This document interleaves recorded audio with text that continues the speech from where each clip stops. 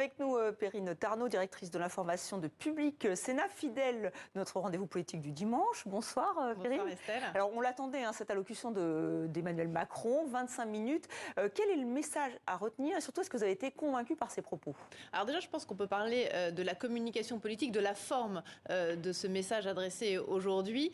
C'était Emmanuel Macron parlant en ouverture du premier conseil des ministres de ce gouvernement Borne 3. Donc déjà, sur la forme, c'est assez disruptif. C'est très Emmanuel Macron. C'est la première fois qu'un président de la République fait ce type d'exercice. D'habitude, c'est plutôt une interview soit dans la presse écrite, soit une interview à la télévision ou à la radio. Donc déjà, en termes de communication politique, c'est quelque chose de disruptif, de novateur. Aussi à Elisabeth Borne, finalement, parce que c'est son conseil des ministres. Exactement. Alors, c'est très jupitérien aussi. C'est une façon de rappeler que c'est lui qui est le chef, c'est lui qui est le chef de l'État et qui impulse toute la politique de ce gouvernement-là. C'est aussi très chef d'entreprise. Ça donnait un peu l'impression d'un chef d'entreprise qui s'adressait à ses différents managers. Donc, en termes de communication politique, c'était déjà quelque chose d'assez nouveau. Après 25 minutes, effectivement, d'intervention et d'adresse à ses ministres, on attendait le chef de l'État depuis plusieurs jours sur les violences urbaines.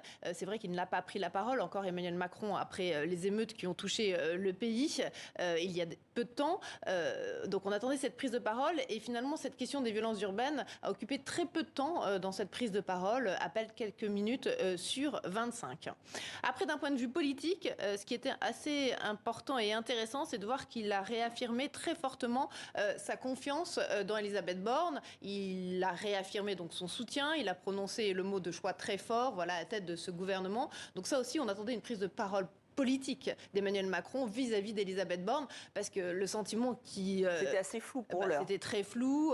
Voilà, ça l'a quand même beaucoup fragilisé. La Première ministre, depuis quelques semaines, c'est partira pas. Et puis après, c'est 4 jours un peu de latence sur le remaniement. Et pour l'instant, donc, elle reste. Alors, les Français semblent moins convaincus, si on en croit cette toute dernière étude qui vient juste d'être publiée par Odoxa Backbone Consulting pour Le Figaro. 6 Français mécontents du maintien d'Elisabeth Borne. Est-ce que vous comprenez ce résultat? Alors, c'était déjà un peu ce que disaient effectivement toutes les enquêtes d'opinion dernièrement. Les Français ne souhaitaient pas, assez majoritairement, ils ne souhaitaient pas qu'Elisabeth Borne reste à son poste à Matignon. Ça veut dire sans doute qu'elle n'a pas assez imprimé politiquement, mais encore une fois, est-ce qu'Emmanuel Macron lui laisse suffisamment d'espace pour pouvoir s'exprimer? Donc à elle maintenant, effectivement, d'essayer de transformer l'essai, de sortir un peu de son image techno dont on a beaucoup parlé ici sur ce plateau. Après, c'est vrai que ce qui ressort aussi de cette enquête Odoxa, c'est que les Français n'attendent pas grand-chose d'un nouveau gouvernement. On a le sentiment qu'après toute la réforme, toute la séquence de la réforme des retraites cet hiver, les Français attendent plutôt une autre façon de gouverner et que pour l'instant, Elisabeth Borne n'incarne pas cette autre façon de gouverner, en tout cas de faire la démocratie, de passer des textes au Parlement, etc. Il n'y a pas d'énormes changements, c'est-à-dire que là, on a 8 nouveaux ministres avec des fidèles parmi les fidèles, des profils plus politiques. On a vu Gabriel Attal, il s'est rendu sur place, il a dit qu'il allait donc délocaliser ses équipes. Il l'a fait puisqu'il est parti dans les Yvelines. Est-ce que ça peut fonctionner comme si les personnalités issues de la société civile, finalement, ça ne fonctionnait pas?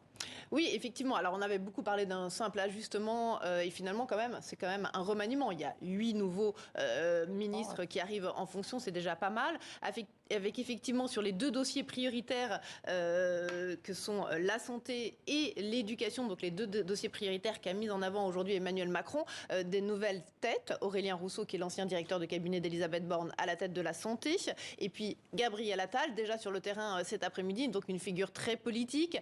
C'est un proche d'Emmanuel Macron, un fidèle compagnon d'Emmanuel Macron depuis ses débuts en politique. C'est un des rares qui a encore, j'ai envie de dire, la niaque pour aller défendre sur le terrain la politique d'Emmanuel Macron, la politique du gouvernement. Et donc, effectivement, on a vu dès cet après-midi, là on le voit sur ces images, que dans les Yvelines, il va impulser quelque chose de neuf à la tête de l'éducation nationale, d'un peu plus politique. En même temps, il n'est pas complètement nouveau non plus à l'éducation nationale, Gabriel Attal, parce qu'il a été secrétaire d'État de Jean-Michel Blanquer quand il était ministre de l'Éducation. Donc il connaît bien les dossiers. Les syndicats l'attendent quand même. Juste très brièvement, pas très chaleureusement. La rentrée s'annonce chargée, Emmanuel Macron le sait. Est-ce qu'il est prêt avec cette nouvelle équipe? On verra, parce que pèse toujours la menace au Parlement de motion de censure, du gouvernement qui devra sans doute utiliser le 49.3 sur le futur budget, également sur le futur projet de loi immigration. Pour l'instant, autour de ce texte dont Emmanuel Macron a reparlé en Conseil des ministres ce matin, il n'y a toujours pas de majorité. Eh bien, ça nous fera beaucoup de sujets de discussion, notamment dans un dimanche en politique. Merci Perrine Tarnot d'avoir été en direct. On vous retrouve très vite sur TV5 Monde.